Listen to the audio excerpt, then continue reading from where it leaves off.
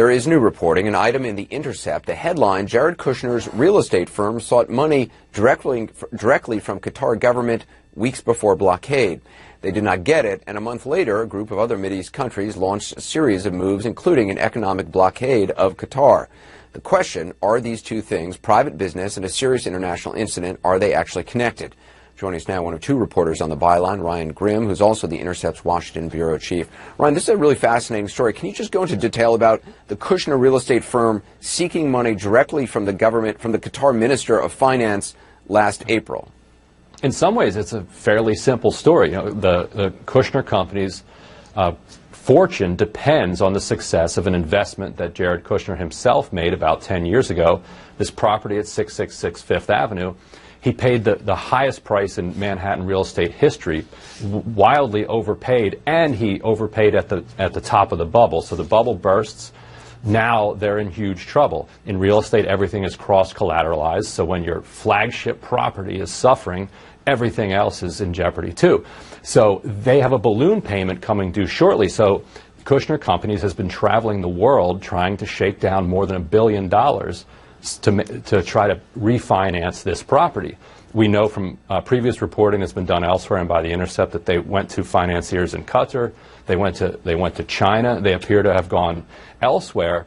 But this report today this is the first time that we've connected them to hitting up the Qatar government directly. That Charles Kushner, a direct meeting with the Minister of Finance to make a pitch to refinance this property. Right. And Charles Kushner being Jared Kushner's father, and the meeting first meeting took place, actually both meetings took place, as I understand, in New York, first at a hotel and then at the Kushner Company, correct?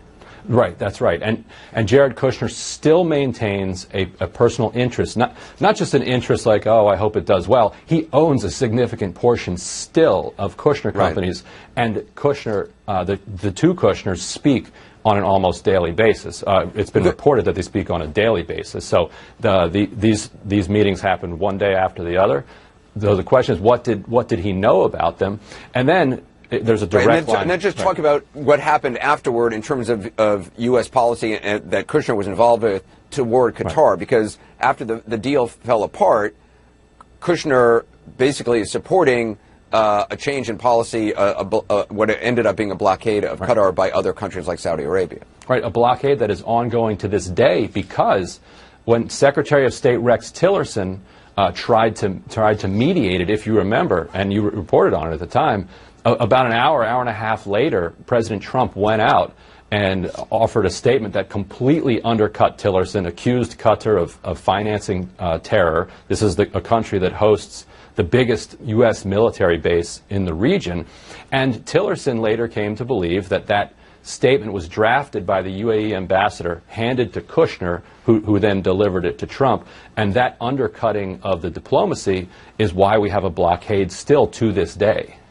The question, of course, is there a connection between, you know, Kushner's dad going to Qatar, the deal not happening, Qatar not giving any money to the loan, and then this change in policy that Kushner is involved with toward Qatar? That's something that Mueller is reportedly looking into. But you also have federal law implicated just in the simple fact that you are barred from, as a government employee, advising on a policy that could benefit you financially. That's right there. Now, can a prosecutor prove that given these facts? In his situation, it would be diplomatically tricky because you'd have to have the Qataris probably testify, and they certainly don't want to do that with his father-in-law as president, while they're still trying to mediate their way out of this crisis, which very nearly became a hot war. You know, this is not just a diplomatic tiff. There were reports that the UAE was contemplating sending a mercenary force into Qatar, an actual invasion. Yeah, and again, an